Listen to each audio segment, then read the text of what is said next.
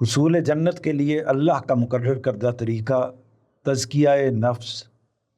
انسان کا نصب العین دارالآخرت ہے، یہ امن و سلامتی کا جہان اور عبد الآباد کی بادشاہی ہے۔ قرآن مجید نے اسے جنت سے موسوم کیا ہے اور اس کے لیے جنات الفردوس، جنات النعیم، جنات عدن، جنات تجری من تحتہا الانہار اور اس طرح کی متعدد تعبیرات اختیار فرمائی ہیں۔ فرمایا ہے کہ یہ فردوس کے باغ، راحت کے گلستان اور ابد کے چمنزار ہیں۔ ان کے نیچے نہریں بہتی ہیں، ان میں نہ دھوپ کی حدت ہے نہ سردی کی شدت، ان میں رہنے کے لیے پاکیزہ مکان ہیں۔ یہ بہترین سکونت گاہ ہے، اس کی راحت دائمی ہے۔ لوگ اس میں سونے کے کنگن اور موتیوں کے ہار پہنے اور سندس و استبرق اور ریشم کی پوشاک زیبتن کیے مسند آرا ہوں گے۔ ان کے کھانے کے لیے قسم قسم کے میوے ہوں گے، جو مانگیں گے حاضر کر دیا جائے گا۔ اس میں بندوں کو اپنے پروردگار کا قرب حاصل ہوگا اور ان کا مالک انہیں خود شراب طہور کے جام پلائے گا۔ چنانچہ اس میں کوئی شک نہیں ہے کہ خدا کی یہ جنت خیر و عافیت کی سرزمین، راحت و تسکین کی سلطنت اور راضیت مرضیہ کی بادشاہی ہے۔ دنیا کی زندگی اس کے مقابلے میں ادنا اور کم ترین ہے، یہ اس سے بلند و برتر اور عرفہ و اعلیٰ ہے۔ استاد گرامی جناب جاوید احمد غامدی نے اس کے بارے میں لکھا ہے، یہ عیش دوام کی جگہ ہے۔ اس حیات دنیاوی کے برخلاف اس میں زندگی کے ساتھ موت، لذت کے ساتھ الم، خوشی کے ساتھ غم، اطمینان کے ساتھ اضطراب، راحت کے ساتھ تکلیف اور نعمت کے ساتھ نقمت کا کوئی تصور نہیں ہے۔ اس کا آرام دائمی ہے، اس کی لذت بے انتہا ہے، اس کے شب و روز جاوداں ہیں، اس کی سلامتی ابدی ہے، اس کی مسرت غیر فانی ہے، اس کا جمال لازوال اور کمال بے نہایت ہے۔ انسان اسی جنت کو پانے کے لیے دنیا میں بھیجا گیا ہے، چنانچہ اللہ نے اسے ہدایت کی ہے کہ وہ زندگی بھر اسے پانے کی جد و جہد میں سرگرم رہے۔ ارشاد فرمایا ہے، اور اپنے پروردگار کی مغفرت اور اس جنت کی طرف بڑھنے کے لیے دوڑو جس کی وسعت زمین اور آسمانوں جیسی ہے، ان پرہیزگاروں کے لیے تیار کی گئی ہے۔ دوسرے مقام پر اس کے حصول کی جد و جہد میں ایک دوسرے سے سبقت لے جانے کی ترغیب فرمائی ہے۔ ارشاد ہے، اس لیے دوڑو اپنے پروردگار کی مغفرت اور اس جنت کی طرف، ایک دوسرے سے آگے بڑھنے کی کوشش کرو جس کی وسعت زمین و آسمان جیسی ہے، ان لوگوں کے لیے تیار کی گئی ہے جو اللہ اور اس کے رسولوں پر سچا ایمان رکھتے ہیں۔ یہ اللہ کا فضل ہے، جس کو چاہے گا عطا فرمائے گا، اور اللہ بڑے فضل والا ہے۔ اللہ کا دین اسی جنت کی طرف انسان کی رہنمائی کے لیے نازل ہوا ہے۔ اس کی کتابیں اسی کے راستوں کا پتہ دیتی ہیں اور اس کے پیغمبر اسی کو پانے کے لیے انسان کی تعلیم و تربیت کا اہتمام کرتے ہیں۔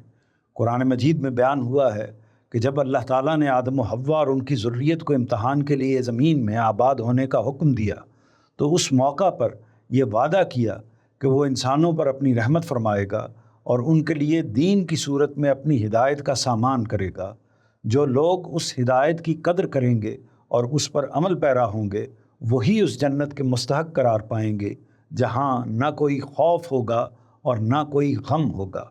فرمایا ہے، ہم نے کہا تم سب یہاں سے اتر جاؤ، پھر میری طرف سے اگر کوئی ہدایت تمہارے پاس آئے تو اسی پر چلنا، اس لیے کہ جو لوگ میری اس ہدایت کی پیروی کریں گے ان کا صلہ جنت ہے، سو ان کے لیے نہ وہاں کوئی اندیشہ ہے اور نہ وہ کبھی غم زدہ ہوں گے۔ اس مقام کی وضاحت میں استاد گرامی نے لکھا ہے، اس سے واضح ہوا کہ انسان کا نصب العین ازل ہی سے جنت الفردوس ہے، وہ اسی کو پانے کے لیے دنیا میں بھیجا گیا ہے، لہٰذا اس کے تمام اعمال کا محرک یہی جنت ہے۔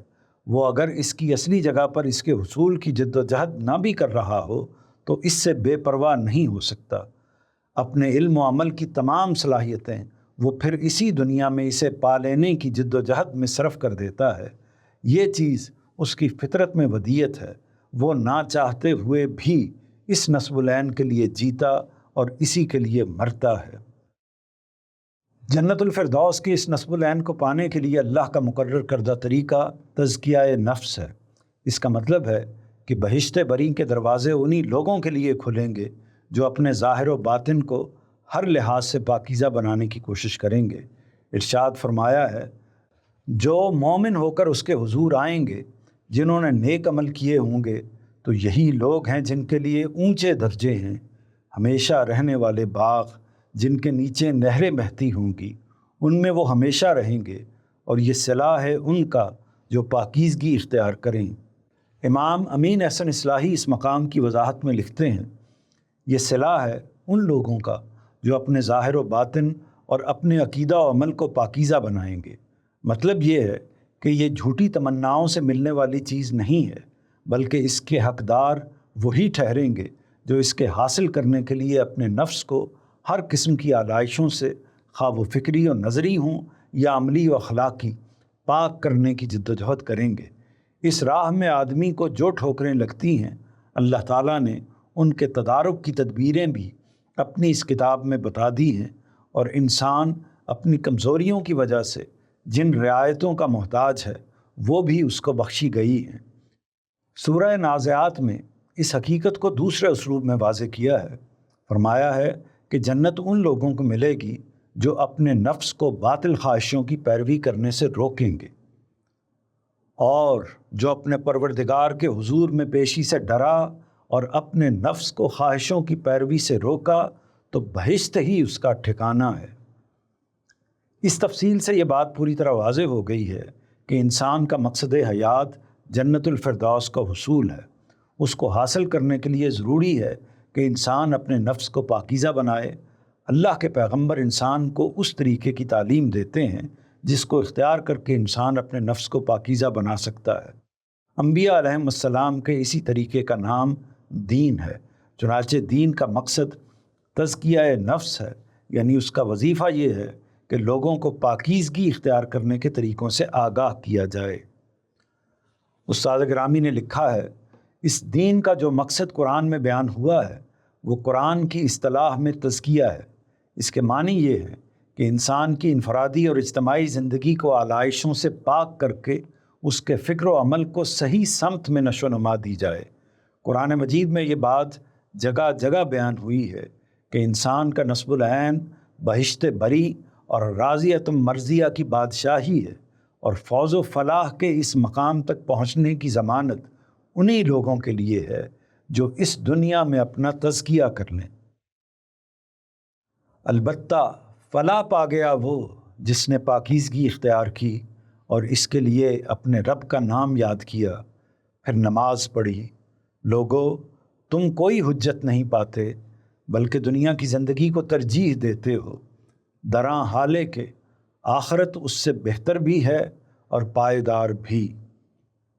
لہٰذا دین میں غایت اور مقصود کی حیثیت تزکیہ ہی کو حاصل ہے۔ اللہ کے نبی اسی مقصد کے لیے مبعوث ہوئے اور سارا دین اسی مقصود کو پانے اور اسی غایت تک پہنچنے میں انسان کی رہنمائی کے لیے نازل ہوا ہے۔ ارشاد فرمایا ہے، اسی نے امیوں کے اندر ایک رسول انہی میں سے اٹھایا ہے جو اس کی آیتیں انہیں سناتا اور ان کا تزکیہ کرتا ہے، اور اس کے لیے انہیں قانون اور حکمت کی تعلیم دیتا ہے۔ چنانچہ جو شخص اپنے نفس کو پاکیزہ کر لیتا، یعنی اسے فکر و عمل اور روح و بدن کی آلائشوں سے صاف کر لیتا ہے، وہ اللہ کے نزدیک ایک نفس مطمئن ہے، اور وہی ہے جسے راضیۃ مرضیہ کی بادشاہی میں داخل ہونے کا اذن دیا جائے گا۔ ارشاد ہوگا، اے نفس مطمئن، اپنے رب کی طرف لوٹ، اس حال میں کہ تو اس سے راضی ہے اور وہ تجھ سے راضی، سو میرے بندوں میں شامل ہو اور میری جنت میں داخل ہو۔ ارجعی الی ربک راضیۃ مرضیہ کے کلمات اذن کے بارے میں امام امین احسن اصلاحی نے لکھا ہے، یہ اللہ تعالیٰ کی طرف سے تحسین و آفرین کا کلمہ ہے۔ ان لوگوں کو خطاب کر کے ارشاد ہوگا کہ شاباش، تمہارے رب نے جس میدان امتحان میں تمہیں اتارا اس میں تمہاری بازی نہایت کامیاب رہی۔ اب تم اپنے رب کی طرف اس سرخ روئی کے ساتھ لوٹو کہ تم نے ثابت کر دیا کہ تم ہر طرح کے نرم و گرم حالات میں اپنے رب سے راضی و مطمئن رہے، اور ساتھ ہی تمہیں یہ سرفرازی بھی حاصل ہوئی کہ تم اپنے رب کی نظروں میں بھی پسندیدہ ٹھہرے۔ جس طرح تم اپنے رب کے کسی مرحلے میں گلامند نہیں ہوئے، اسی طرح تمہارے رب نے تم کو بھی کسی مرحلے میں اپنے معیار سے فروتر نہیں پایا۔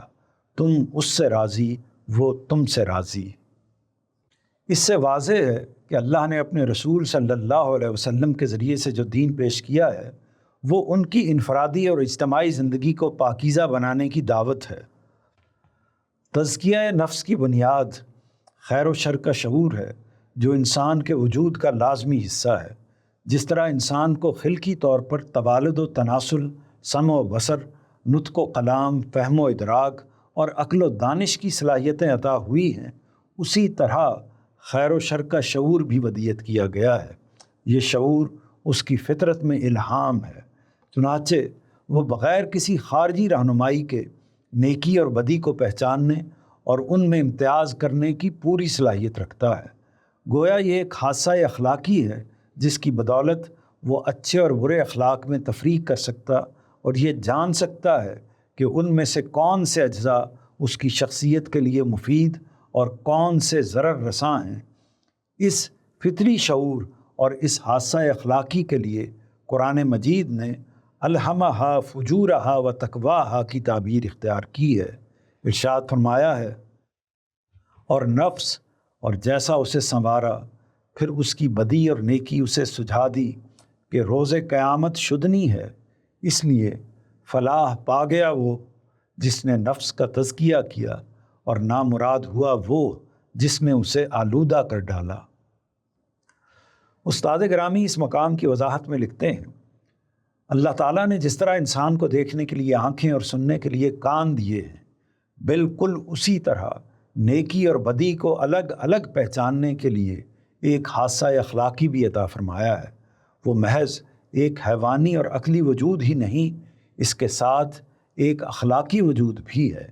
اس کے معنی یہ ہیں کہ خیر و شر کا امتیاز اور خیر کے خیر اور شر کے شر ہونے کا احساس انسان کی تخلیق کے ساتھ ہی اس کے دل و دماغ میں الہام کر دیا گیا ہے۔ بعض دوسرے مقامات پر یہی حقیقت انا ہدیناہ السبیل، ہم نے اسے خیر و شر کی راہ سجھا دی، اور ہدیناہ النجدین، ہم نے کیا اسے دونوں راستے نہیں سجھائے، کے الفاظ میں واضح کی گئی ہے۔ یہ امتیاز و احساس ایک عالمگیر حقیقت ہے۔ چنانچہ برے سے برا آدمی بھی گناہ کرتا ہے تو پہلے مرحلے میں اسے چھپانے کی کوشش کرتا ہے۔ آدم علیہ السلام کے بیٹے قابیل نے اپنے بھائی حابیل کو قتل کر دینے کے بعد اس کی لاش چھپانے کی کوشش کی تھی، تو ظاہر ہے کہ احساس گناہ کی وجہ سے کی تھی۔ یہی معاملہ نیکی کا ہے۔ انسان اس سے محبت کرتا ہے، اس کے لیے اپنے اندر عزت و احترام کے جذبات پاتا ہے، اور اپنے لیے جب بھی کوئی معاشرت پیدا کرتا ہے اس میں حق و انصاف کے لیے لازماً کوئی نظام قائم کرتا ہے۔ یہ اس امتیاز خیر و شر کے فطری ہونے کا صریح ثبوت ہے۔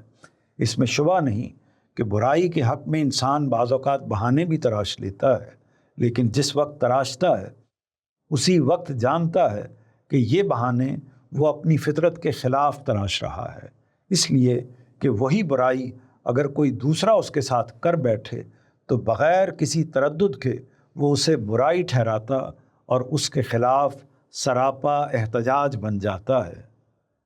خیر و شر کا یہی شعور انسان کو تزکیہ نفس پر آمادہ کرتا ہے۔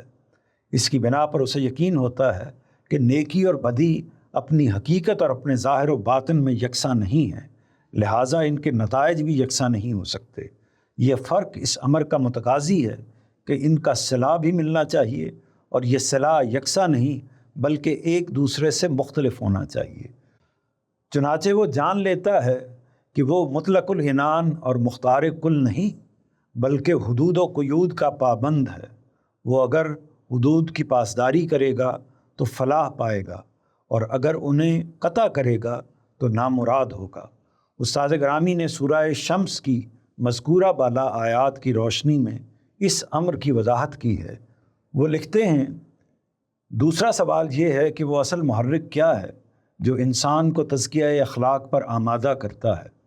اس سوال کا جواب قرآن نے ان آیتوں میں یہ دیا ہے کہ وہ محرک اسی الہام خیر و شر کی بنا پر انسان کا یہ احساس ہے کہ ان دونوں کے نتائج اس کے لیے یکساں نہیں ہو سکتے۔ وہ محسوس کرتا ہے کہ خیر کے خیر اور شر کے شر ہونے کا شعور اپنے وجود ہی سے اس بات کا تقاضا کرتا ہے کہ ان دونوں کا نتیجہ بھی انہی کے لحاظ سے سامنے آئے۔